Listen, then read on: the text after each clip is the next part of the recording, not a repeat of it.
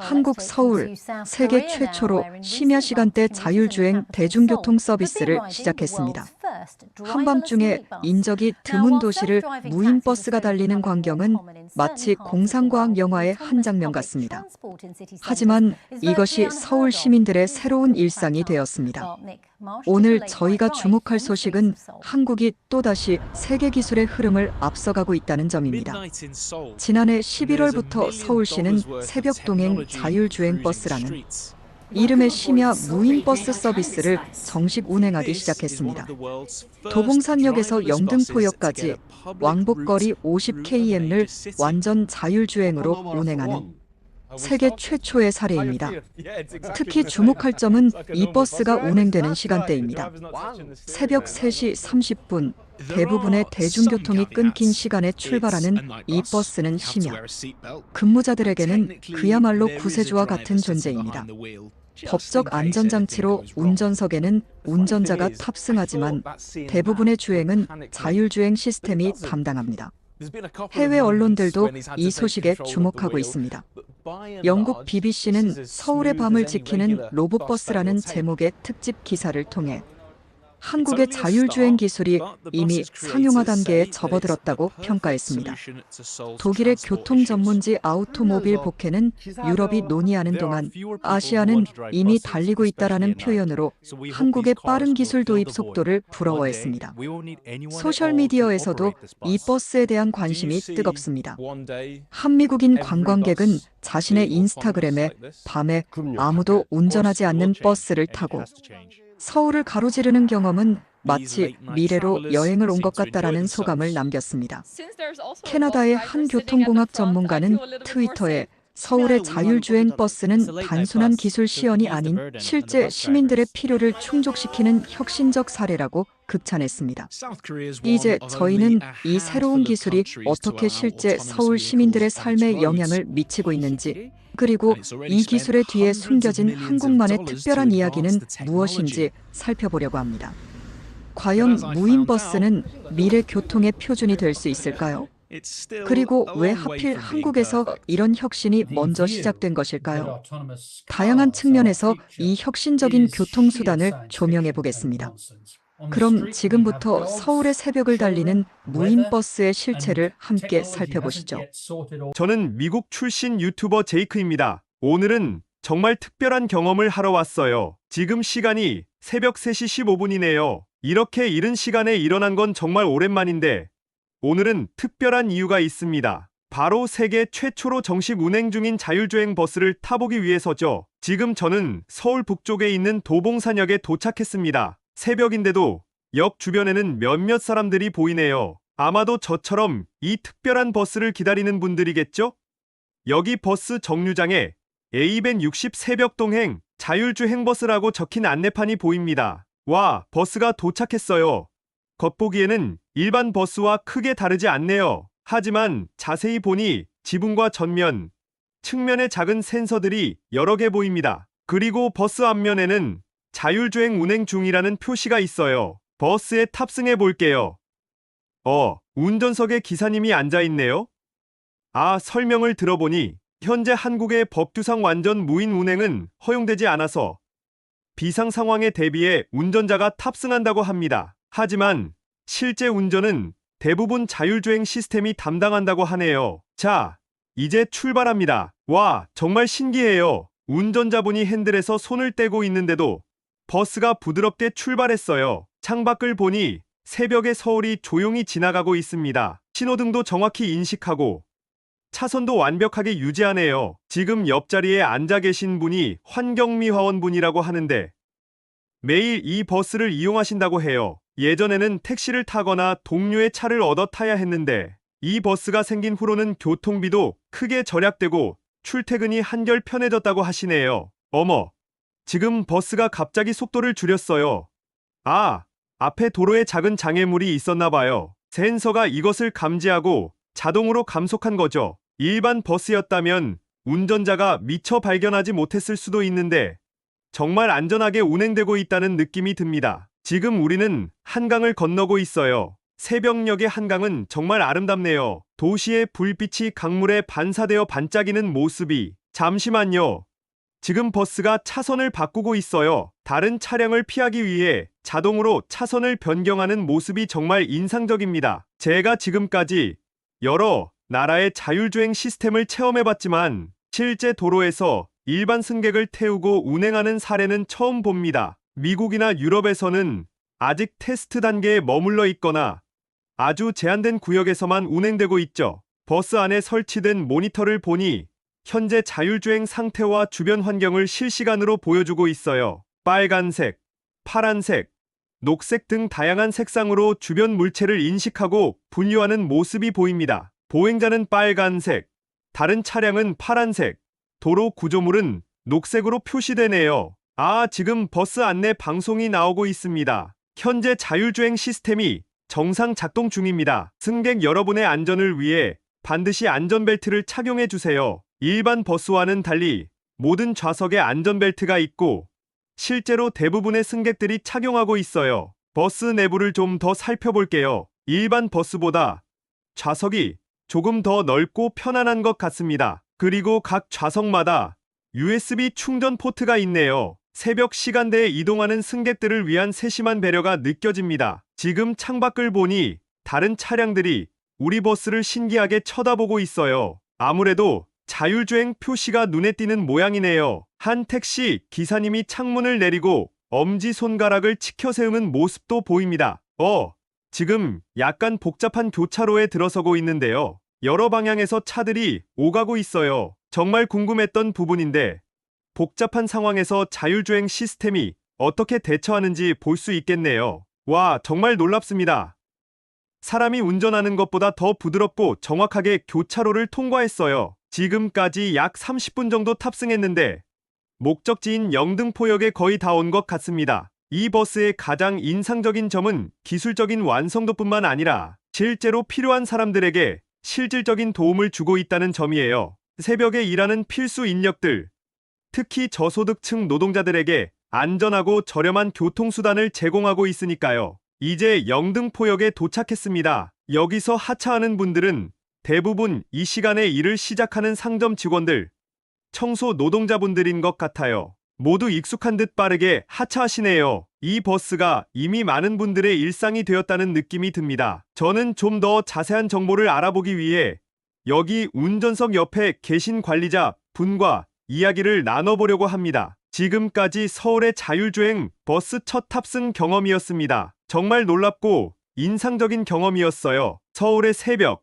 도시가 아직 잠든 시간, 한산한 도로 위를 달리는 자율주행 버스 A260은 인공지능의 눈으로 세상을 바라봅니다. 라이단 AR 센서가 주변 360도를 3차원으로 스캔하고 레이더는 원거리의 물체도 놓치지 않습니다. 고화질 카메라는 신호등의 색상을 읽고 도로 표지판의 정보를 해석합니다. 이 버스에는 총 17개의 센서가 탑승해 있습니다. 서로 다른 유형의 센서들이 협력하여 주행 환경에 대한 정확한 정보를 수집하고 이를 종합하는 과정을 센서 퓨전이라고 부릅니다. 이렇게 수집된 데이터는 차량 내부의 고성능 컴퓨터로 전송됩니다. 차량 내부의 컴퓨터는 초당 250테라플롭스 TFLOPS의 연산 능력을 가진 엔비디아의 드라이브 AGX 올인 시스템을 탑재하고 있습니다. 이는 1990년대 슈퍼컴퓨터의 성능을 능가하는 수준으로 복잡한 도로 상황을 실시간으로 분석하고 판단하기 위해 필요한 성능입니다.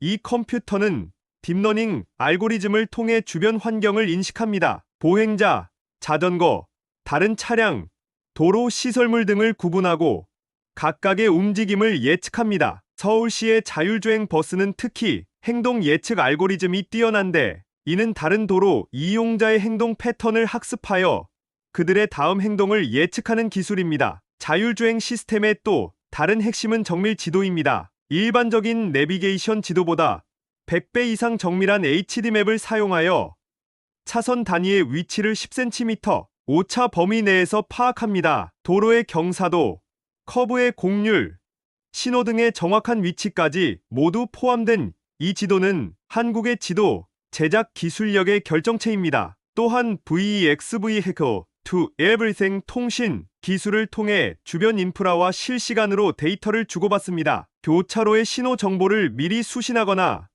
앞서 주행 중인 다른 버스로부터 도로 상황 정보를 전달받아 더욱 안전하고 효율적인 주행이 가능해집니다. 서울시는 오지 네트워크를 활용한 원격 관제 시스템도 구축했습니다. 종합관제센터에서는 24시간 모든 자율주행 버스의 상태를 모니터링하며 필요시 원격으로 개입할 수 있습니다. 이는 자율주행 레벨 4에 해당하는 높은 수준의 기술로 북미나 유럽에서도 아직 상용화되지 못한 영역입니다. 한국은 왜 이토록 빠르게 자율주행 기술을 발전시키고 상용화할 수 있었을까요? 그 배경에는 세 가지 핵심 요소가 있습니다. 첫째, 세계 최고 수준의 IT 인프라입니다. 전국을 촘촘히 덮고 있는 오지 네트워크는 자율주행에 필수적인 실시간 데이터 통신을 가능하게 합니다. 둘째, 정부의 과감한 규제 샌드박스 정책입니다. 신기술 도입을 위해 일시적으로 규제를 완화하고 실증 사업을 적극 지원하는 정책이 새로운 시도를 가능하게 했습니다. 셋째,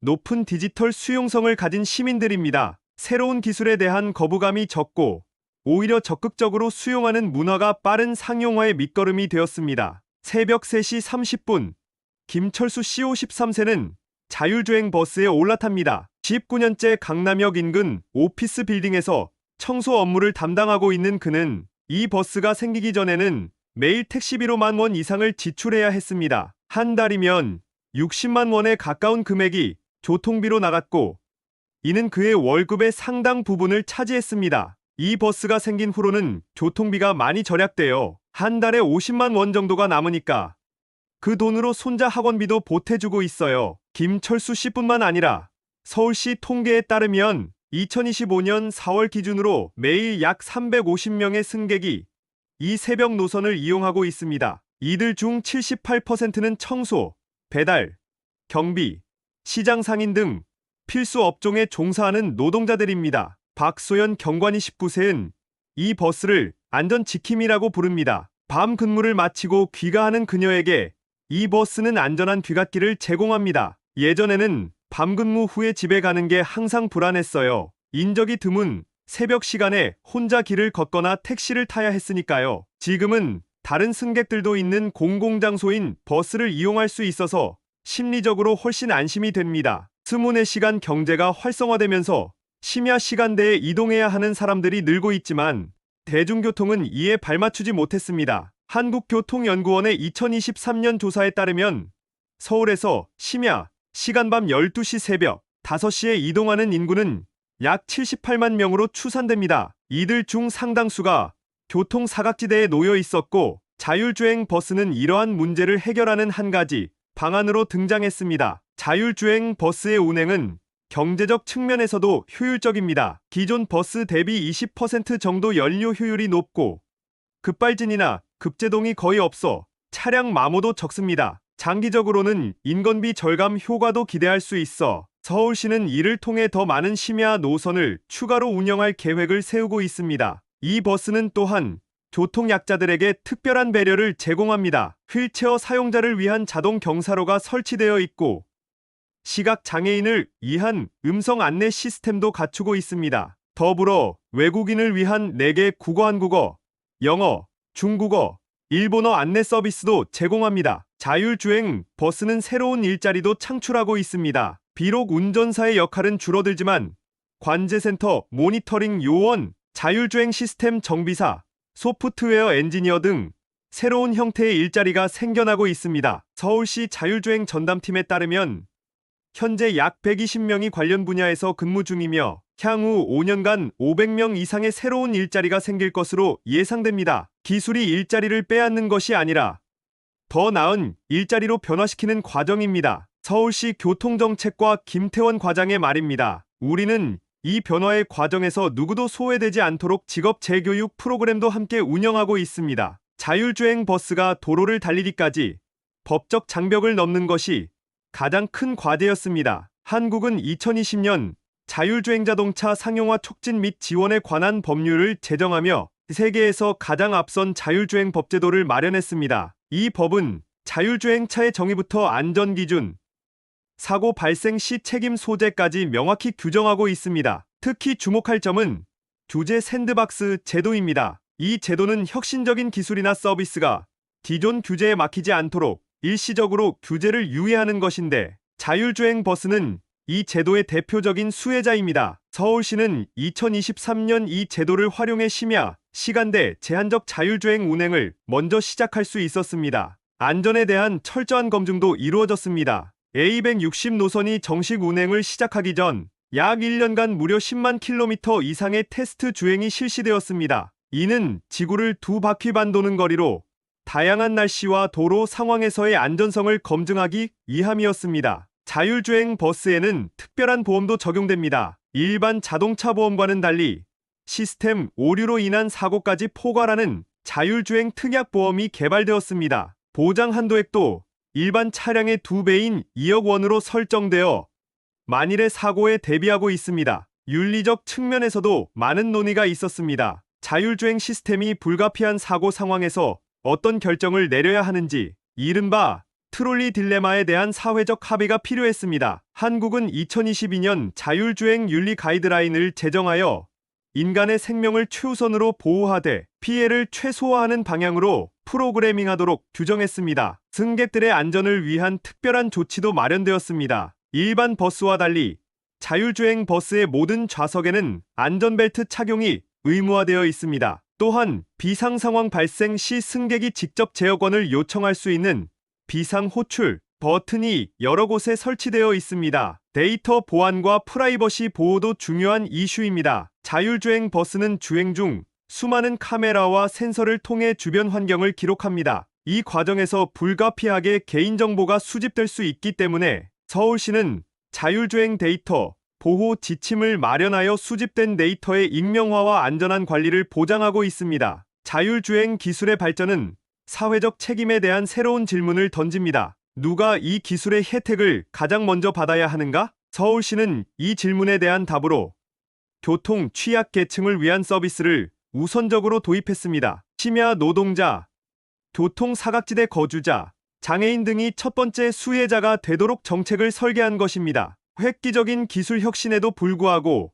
자율주행 버스는 여전히 여러 한계와 도전 과제를 안고 있습니다. 실제 승객들의 피드백을 통해 드러난 대표적인 불만 사항은 과도하게 안전을 추구하는 주행 패턴입니다. 너무 조심스럽게 운전해서 약간 답답해요. 사람이 운전할 때보다 목적지까지 도착하는 시간이 10분 정도 더 걸려요. 주 3회 이상 이 버스를 이용한다는 정민수 씨 38세의 말입니다. 현재 A160 자율주행 버스의 평균 주행 속도는 시속 38km로 일반 버스의 평균 속도인 시속 45km보다 약 15% 느립니다. 특히 교차로 통과 시 더욱 보수적으로 운행하여 신호가 녹색으로 바뀌고도 약 2초간 출발을 지연시키는 특성이 있습니다. 또한 갑작스러운 상황에서의 급정거도 승객들이 지적하는 문제점입니다. 인간 운전자라면 완만하게 감속할 상황에서도 자율주행 시스템은 안전을 최우선으로 하여 급정거를 선택하는 경우가 있습니다.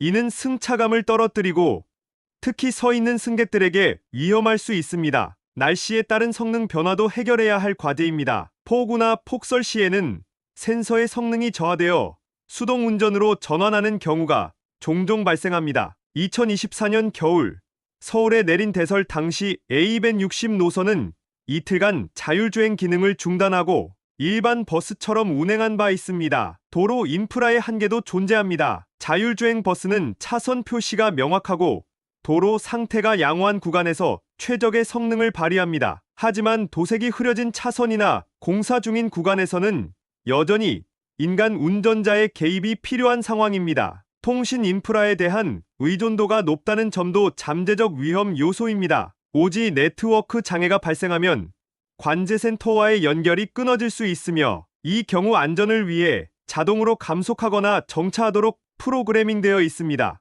이러한 상황은 드물지만 승객들에게 불편을 초래할 수 있습니다. 사이버 보안 위협도 간과할 수 없는 문제입니다. 완전히 디지털화된 자율주행 시스템은 해킹의 표적이 될 가능성이 있습니다. 서울시는 이에 대비해 중앙관제센터의 사이버 보안 전담팀을 운영하고 분기별로 모의 해킹 테스트를 실시하고 있습니다. 일자리 변화에 따른 사회적 갈등도 예상됩니다. 자율주행 기술이 보편화되면 버스 운전사와 같은 전통적 직업이 감소할 수 있습니다. 서울 시버스 운송사업조합에 따르면 현재 서울에서 약 1만 6천 명의 버스 운전기사가 근무하고 있으며 이들 중 상당수가 중장년층입니다. 기술 발전은 필연적이지만 그 과정에서 소외되는 사람들에 대한 대책도 함께 고민해야 합니다. 교통노동자연대 김영철 대표의 말입니다. 서울시는 이러한 우려에 대응하여 미래교통 일자리 전환 프로그램을 운영하고 있지만 아직 참여율은 높지 않은 상황입니다. 이러한 한계에도 불구하고 자율주행 버스는 지속적으로 발전하고 있습니다. 매일 축적되는 주행 데이터는 시스템을 더욱 똑똑하게 만들고 정기적인 소프트웨어 업데이트를 통해 이전에 발견된 문제점들이 하나씩 해결되고 있습니다. 기술은 완벽하지 않지만 끊임없이 진화하고 있는 것입니다. 서울시는 A260 노선의 성공을 바탕으로 자율주행 버스 서비스를 점진적으로 확대할 계획을 가지고 있습니다. 2025년 말까지 총 5개의 새로운 자율주행 노선이 추가로 개통될 예정입니다. 가장 먼저 선보일 노선은 A270으로 강남역에서 잠실역을 연결하는 약 10km 구간입니다. 이 노선은 한강변을 따라 운행되어 기존 지하철과는 다른 경로를 제공하며 퇴근 시간대인 오후 7시부터 9시까지 집중 운행됩니다. 특히 한강변 도로는 신호등이 적고 도로 상황이 비교적 단순하여 자율주행에 적합한 환경입니다. 또한 여의도 금융지구를 순환하는 A310 노선도 계획 중입니다. 이는 완전 무인 운행을 목표로 하는 노선으로 제한된 구역 내에서 저속으로 운행하는 셔틀 형태가 될 것입니다. 2023년 국회에서 통과된 자율주행 특별구역 지정에 관한 법률에 따라 여의도는 자율주행 특구로 지정되어 일반 도로보다 완화된 규제가 적용됩니다. 서울시는 단순히 노선을 늘리는 것을 넘어 자율주행 생태계 전체를 육성하는 비전을 가지고 있습니다. 서울 자율주행 클러스터 사업을 통해 관련 기업들에게 테스트 인프라와 행정적 지원을 제공하고 있으며 현재 29개 기업이 참여하고 있습니다. 서울은 자율주행의 랩이 되고 있습니다. 서울 스마트시티 정책관 이준호 박사의 말입니다. 실제 도시 환경에서 새로운 기술을 테스트하고 시민들의 피드백을 즉시 받아볼 수 있는 환경은 기술 발전의 큰 촉매제가 됩니다. 자율주행은 서울시의 스마트시티 2030 비전의 핵심 요소이기도 합니다. 이 비전에 따르면 2030년까지 서울 시내 버스의 30%가 자율주행화될 예정이며 개인용 모빌리티와 택시에도 자율주행 기술이 도입될 계획입니다. 특히 주목할 만한 계획은 스마트 교통 그리드 구축입니다. 이는 도로에 설치된 센서, 신호등, 교통 표지판이 자율주행 차량과 직접 통신하는 인프라를 말합니다. 현재 강남 테헤랄로 5.5km 구간에 시범 구축되어 있으며 2026년까지 서울 주요 간선도로 100km로 확대될 예정입니다. 이 스마트 교통 그리드가 구축되면 자율주행 차량은 더 이상 자체 센서에만 의존하지 않고 도로 인프라로부터 직접 정보를 받을 수 있게 됩니다. 예를 들어 사각지대의 보행자 정보나 전방 2km 이내의 교통 상황을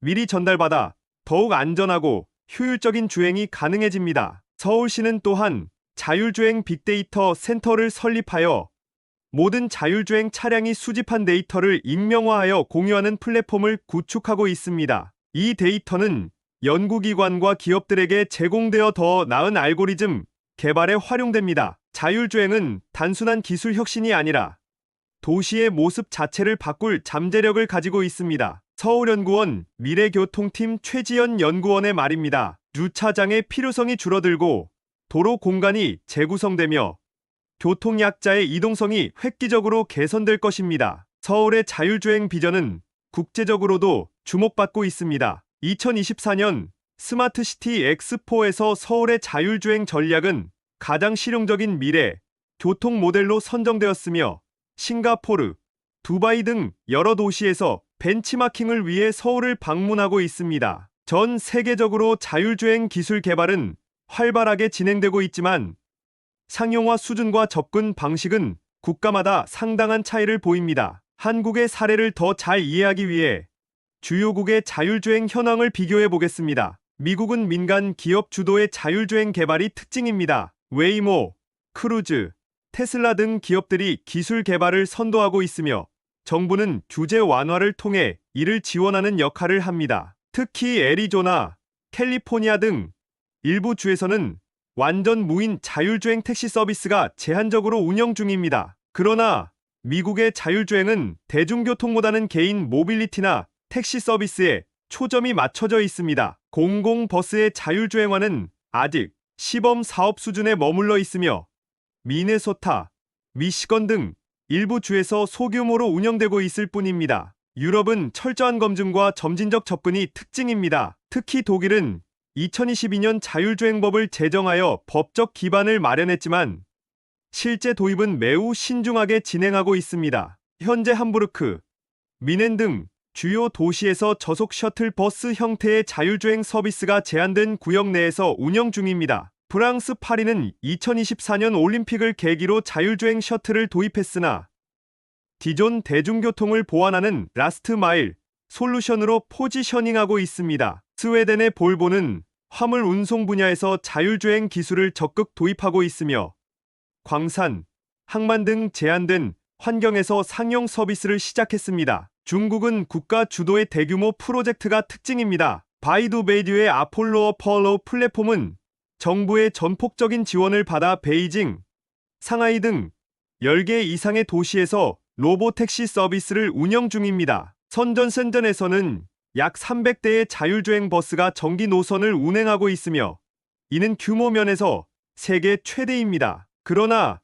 중국의 자율주행은 주로 신도시나 특별 지정 구역에서 운영되는 경우가 많아 기존 도시, 인프라와의 통합 측면에서는 한국의 사례가 더 도전적인 과제를 다루고 있다고 볼 수 있습니다. 일본은 고령화 사회 대응을 위한 자율주행에 초점을 맞추고 있습니다. 특히 농촌 지역의 교통 소외 문제를 해결하기 위해 저속 자율주행 버스를 도입한 사례가 많습니다. 도요타가 개발한 이팔레트는 2021년 도쿄 올림픽 선수촌에서 시범 운행되었으나 안전사고 이후 서비스가 일시 중단되기도 했습니다. 일본 정부는 2022년 레벨 4 자율주행 로드맵을 발표하며 2025년까지 제한된 지역에서의 무인 자율주행 서비스를 목표로 하고 있지만 보수적인 규제 환경으로 인해 진행 속도는 한국보다 더딘 편입니다. 싱가포르는 도시국가의 특성을 살려 전체 교통 시스템을 자율주행 중심으로 재편하는 야심찬 계획을 가지고 있습니다.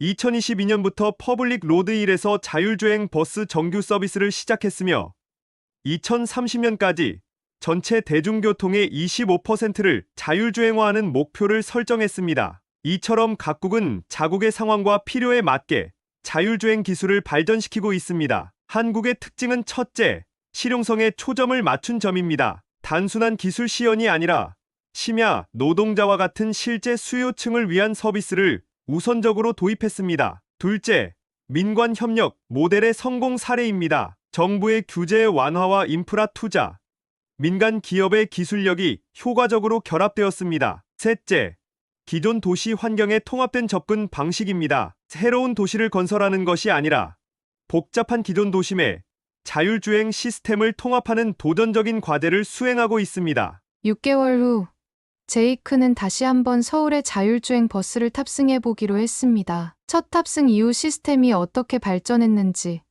그리고 시민들의 반응은 어떻게 변화했는지 살펴보고자 했습니다. 이번에도 새벽 3시 30분, 도봉산역에서 출발하는 A160 노선을 탑승했습니다. 첫 번째 방문 때와 같은 버스 정류장, 같은 시간이지만 몇 가지 눈에 띄는 변화가 있었습니다. 무엇보다 승객 수가 눈에 띄게 증가했습니다. 첫 방문 때는 10명 내외의 승객이 있었다면 이번에는 좌석의 절반 이상이 채워져 있었습니다. 새벽 시간대임에도 불구하고 이렇게 많은 이용객이 있다는 것은 자율주행 버스가 이미 시민들의 일상 교통수단으로 자리 잡았음을 보여줍니다. 버스 내부에도 변화가 있었습니다. 실시간으로 자율주행 상태를 보여주는 모니터가 더욱 직관적으로 개선되었고 각 정류장 도착 예정 시간이 분 단위로 표시되고 있었습니다. 또한 버스 외부에는 LED 패널이 추가되어 버스가 자율주행 중임을 다른 차량 운전자들에게 더 명확히 알리고 있었습니다. 가장 주목할 만한 변화는 주행 패턴이었습니다. 이전에 비해 확실히 더 자연스럽고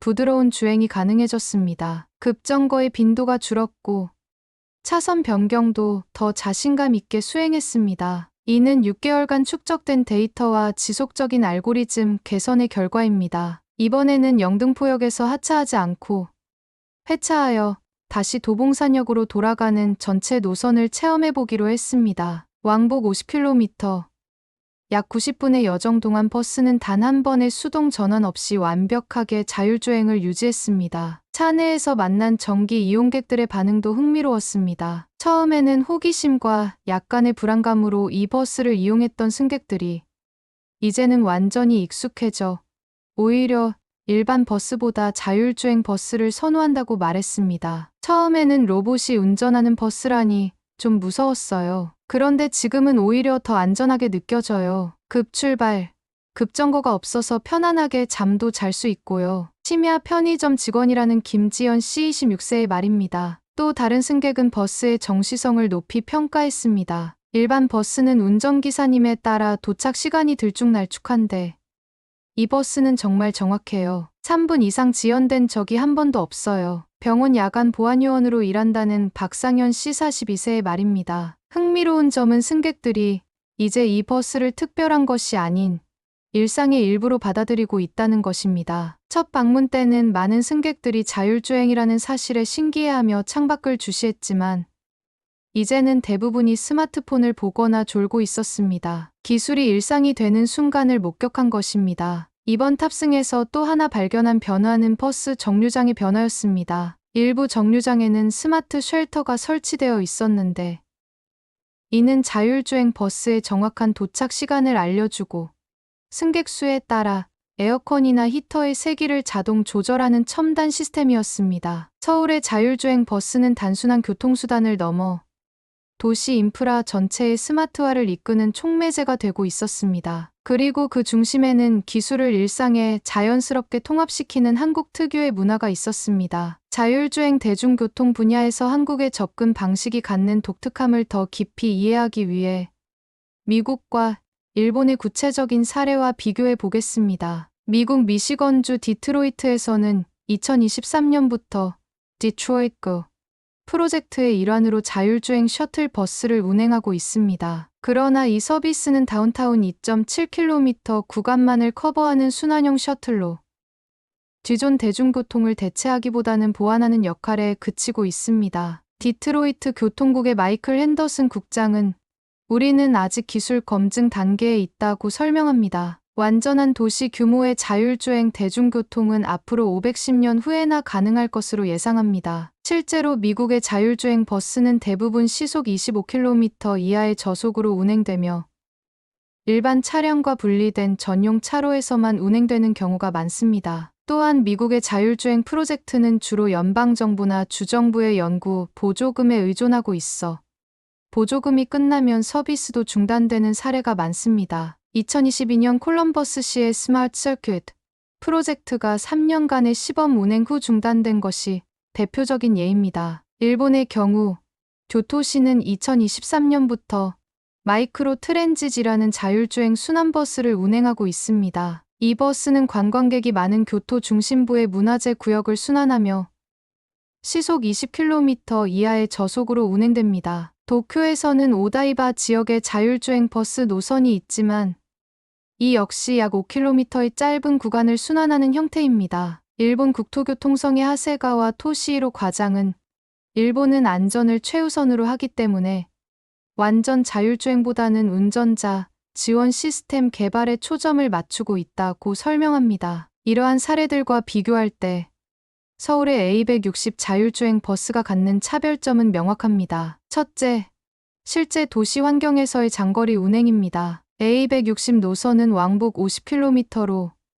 미국이나 일본의 자율주행 버스보다 10배 이상 긴 거리를 운행합니다. 또한 전용 차로가 아닌 일반 차량이 다니는 복잡한 도로에서 운행된다는 점도 중요한 차이입니다. 둘째, 정기 노선으로서의 성격입니다. 단순한 기술 시연이나 관광 명소를 순환하는 셔틀이 아니라 시민들의 실제 출퇴근 경로를 커버하는 정규 대중교통 노선입니다. 특히 다른 교통수단이 부족한 심야 시간대를 타깃으로 했다는 점에서 공공 서비스로서의 가치가 돋보입니다. 셋째, 운영의 지속 가능성입니다. 서울의 자율주행 버스는 시작부터 장기적인 상용 서비스를 목표로 설계되었습니다. 일회성 프로젝트가 아니라 도시 교통 시스템의 일부로 완전히 통합되도록 계획된 것입니다. 요금 체계, 유지 보수 시스템, 사고 대응 매뉴얼까지 모두 갖추고 있습니다. 넷째, 혼합 교통 환경에서의 작동입니다. 서울의 자율주행 버스는 자전거,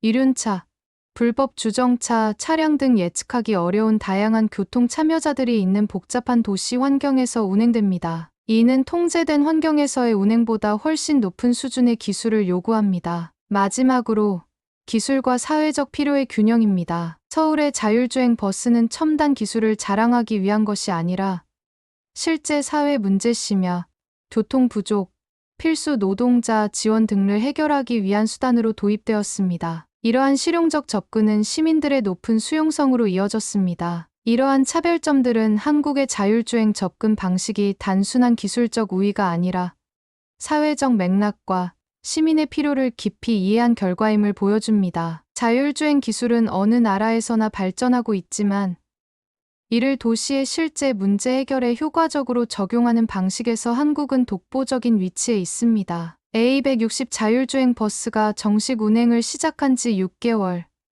이 버스를 정기적으로 이용하는 승객들의 삶은 어떻게 달라졌을까요?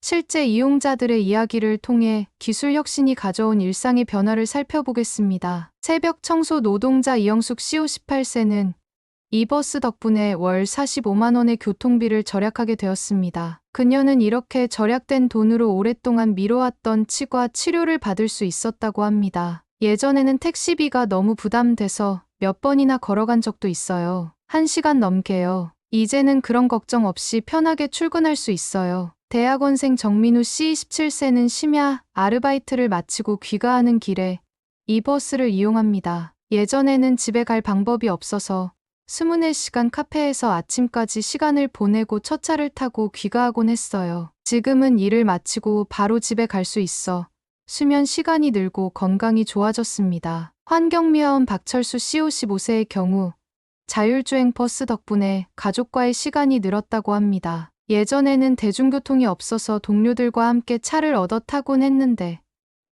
그러다 보니 시간에 맞춰야 해서 항상 서두르게 되었어요. 지금은 내가 원하는 시간에 퇴근할 수 있어서 아이들이 잠들기 전에 얼굴을 볼 수 있게 되었습니다. 영등포역 인근 시장에서 새벽 장사를 하는 최영희 씨 62세는 이 버스를 살림 도우미라고 부릅니다. 새벽에 시장에 나오려면 택시를 타야 했는데 이젠 버스로 충분해요. 택시비로 쓰던 돈으로 손주 학원비를 더 보태줄 수 있게 되었습니다. 이들의 이야기는 자율주행이라는 첨단 기술이 실제로는 가장 기본적인 필요, 즉 안전하고 경제적인 이동 수단에 대한 접근성을 높이는 데 기여하고 있음을 보여줍니다. 높은 택시 요금, 불규칙한 퇴근 시간, 안전에 대한 우려 등 심야 노동자들이 직면한 문제들이 이 버스를 통해 해결되고 있는 것입니다. 특히 여성 승객들에게 자율주행 버스는 안전한 귀가 수단으로 큰 의미가 있습니다. 서울시 조사에 따르면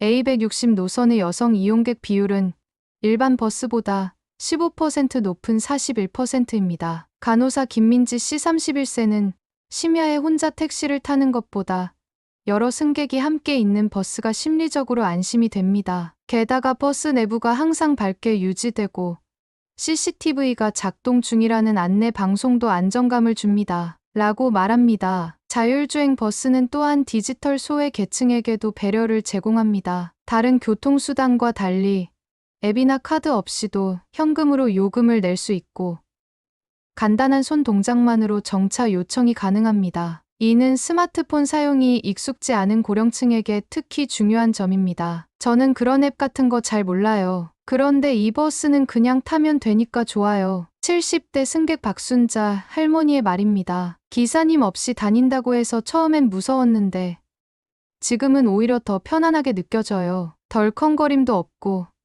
항상 일정한 속도로 가니까요. 자율주행 버스는 단순한 이동수단을 넘어 이용자들의 생활 패턴까지 변화시키고 있습니다. 서울연구원의 조사에 따르면 버스 이용객 중 17%는 이 버스가 생긴 후 근무 시간이나 근무지를 변경했다고 응답했습니다. 더 멀리 있지만 조건이 좋은 일자리를 선택할 수 있게 된 것입니다. 또한 정기 이용객들 사이에는 일종의 커뮤니티가 형성되고 있습니다. 매일 같은 시간에 만나는 사이인 승객들은 서로를 알아보고 인사를 나누며 때로는 간단한 다과를 나누어 먹기도 합니다. 이는 디지털 시대에 오히려 더 소중해진 오프라인 인간관계의 모습을 보여줍니다. 이처럼 자율주행 버스는 단순히 A 지점에서 B 지점으로 사람을 이동시키는 것을 넘어 이용자들의 삶의 질을 높이고 새로운 가능성을 열어주고 있습니다. 이는 기술 혁신의 진정한 가치가 무엇인지 생각하게 합니다. 자율주행 기술은 단순히 운전대를 잡는 손을 대체하는 것이 아니라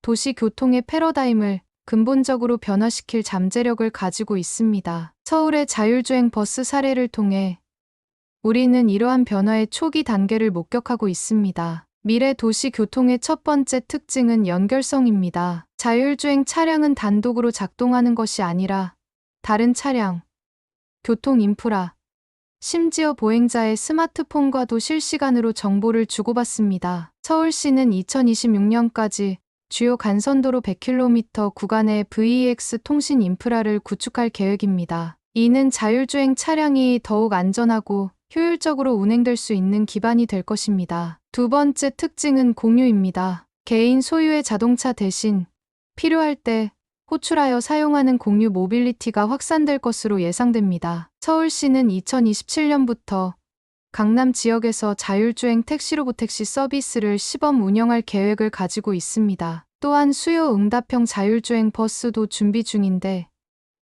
이는 정해진 노선이 아닌 승객들의 실시간 요청에 따라 경로를 변경하는 새로운 형태의 대중교통입니다. 세 번째 특징은 통합입니다. 다양한 교통수단이 하나의 플랫폼으로 통합되어 사용자는 출발지에서 목적지까지 가장 효율적인 조합을 추천받을 수 있습니다. 서울시는 2024년부터 통합 모빌리티 서비스를 시범 운영 중이며 여기에 자율주행 교통수단도 점차 통합될 예정입니다. 네 번째 특징은 지속가능성입니다. 미래의 교통수단은 환경 영향을 최소화하는 방향으로 발전할 것입니다. 서울의 자율주행 버스는 모두 전기차 기반으로 제작되어 있으며 최적화된 주행 패턴을 통해 에너지 효율성도 높입니다. 서울시 환경정책과의 분석에 따르면 A160 노선은 동일 구간을 운행하는 일반 버스보다 약 32% 적은 탄소를 배출합니다. 다섯 번째 특징은 포용성입니다. 자율주행 기술은 노약자, 장애인, 운전면허가 없는 사람 등 기존 교통 시스템에서 소외되었던 계층에게 이동의 자유를 제공할 수 있습니다. 서울시는 2027년까지 교통약자 맞춤형 자율주행 서비스를 도입할 계획으로 이는 휠체어 사용자나 시각장애인도 쉽게 이용할 수 있는 전용 차량을 운행하는 것을 목표로 합니다. 이러한 변화 속에서 한국은 기술 개발뿐만 아니라 사회적 수용성, 법제도 정비, 인프라 구축 등 여러 측면에서 선도적인 역할을 하고 있습니다. 특히 주목할 만한 점은 한국의 빠른 팔로워에서 퍼스트 무버로의 전환입니다. 과거 한국은 선진국의 기술을 빠르게 따라잡는 전략으로 성공했지만 자율주행 분야에서는 독자적인 기술과 서비스 모델을 개발하며 세계를 선도하고 있습니다. 서울의 자율주행 버스 모델은 이미 방콕, 자카르타, 두바이 등 여러 도시로부터 벤치마킹 요청을 받고 있습니다. 한국의 자율주행 기술은 국내를 넘어 해외로 수출되기 시작했습니다. 2024년 한국의 자율주행 시스템 개발 기업인 오토노머스 A2G는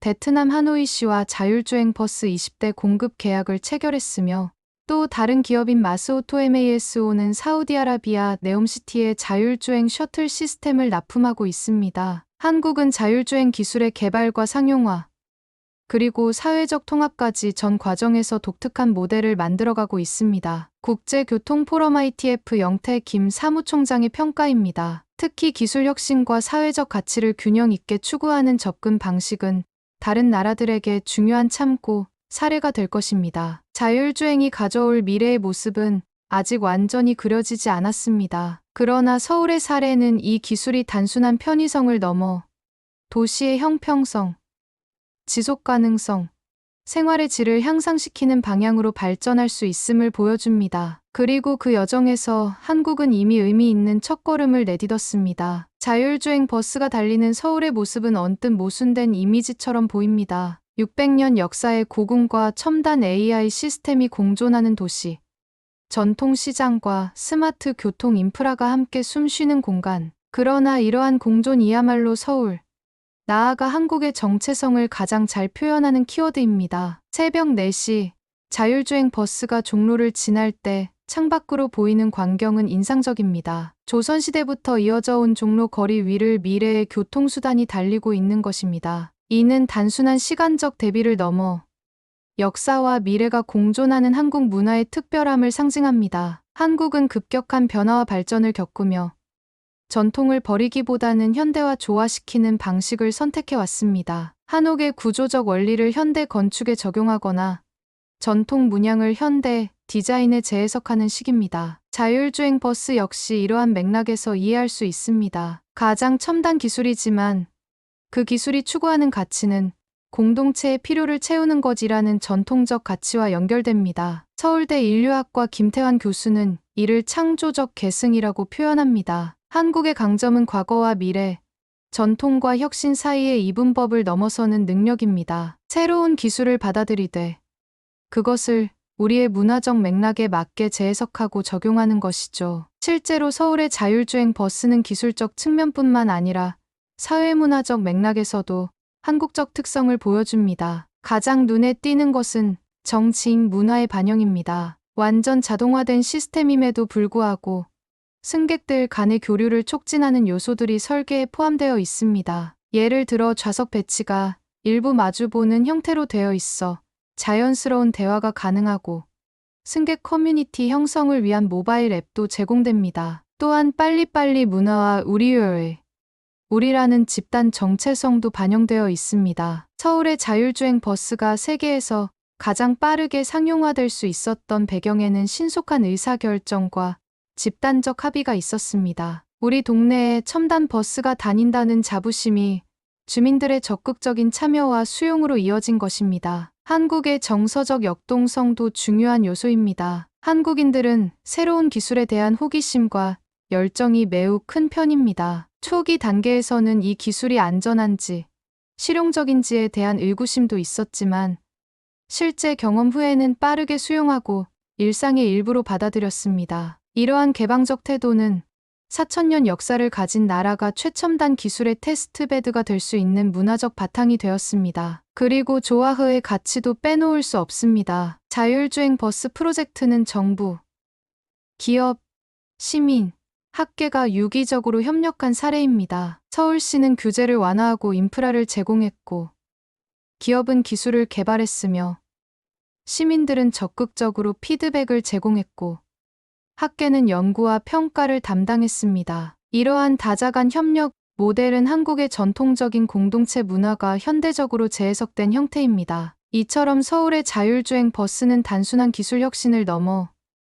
전통과 현대가 조화롭게 공존하는 한국 문화의 특별함을 보여주는 상징이 되고 있습니다. 그리고 이러한 공존의 힘이야말로 한국이 4차 산업혁명 시대에도 독자적인 발전 경로를 만들어갈 수 있는 원동력일 것입니다. 새벽 5시 15분, A160 자율주행 버스가 출발지인 도봉산역으로 돌아오며 하루의 운행을 마칩니다. 텅 빈 차고지에 조용히 들어서는 버스, 그리고 하루의 임무를 마치고 귀가하는 필수 노동자들. 이 평범해 보이는 일상의 풍경 속에 우리는 현대 한국의 독특한 정체성을 발견할 수 있습니다. 겉으로 보기에 자율주행 버스는 단지 미래 기술의 한 예시에 불과할 수 있습니다. 그러나 더 깊이 들여다보면 이 버스가 운행되기까지의 여정과 그것이 가져온 변화는 한국 사회의 여러 측면을 비추는 거울과 같습니다. 먼저 이 버스는 한국인의 불편함을 참지 않는 기질을 보여줍니다. 심야 시간에 대중교통이 부족하다는 문제에 직면했을 때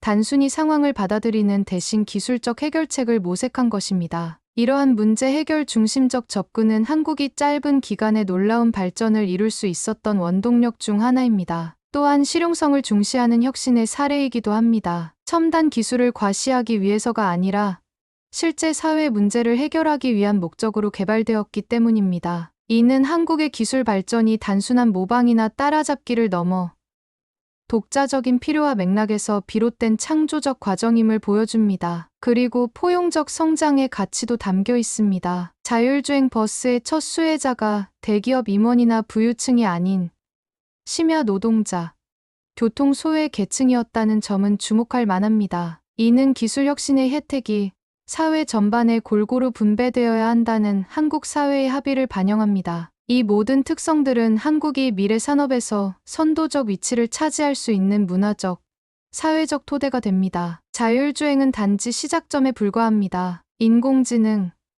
로봇공학, 바이오 헬스케어 등 다양한 분야에서도 한국은 독특한 접근 방식과 가치를 바탕으로 새로운 길을 개척해 나갈 것입니다. 서울의 새벽을 달리는 무인버스는 어쩌면 한국의 정체성을 가장 잘 표현하는 현대적 상징일지도 모릅니다. 전통과 혁신, 공동체와 개인, 인간적 가치와 기술적 효율성 사이의 균형을 추구하는 모습. 그것이 바로 한국이 세계에 기여할 수 있는 독특한 발전 모델의 본질입니다.